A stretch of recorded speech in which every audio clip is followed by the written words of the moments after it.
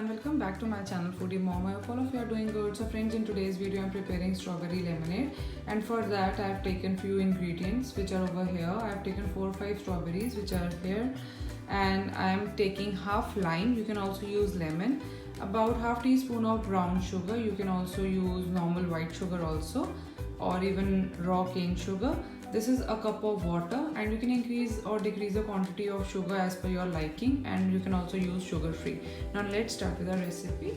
So over here are the washed strawberries, putting into the mixer grinder jar, putting in the sugar, and now squeezing in half lime.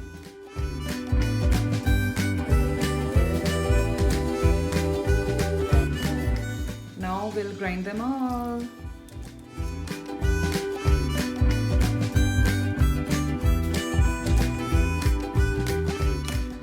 So our strawberry lemonade is ready. Now let's just serve it. You can also put in some ice cubes as per your liking, and here it is.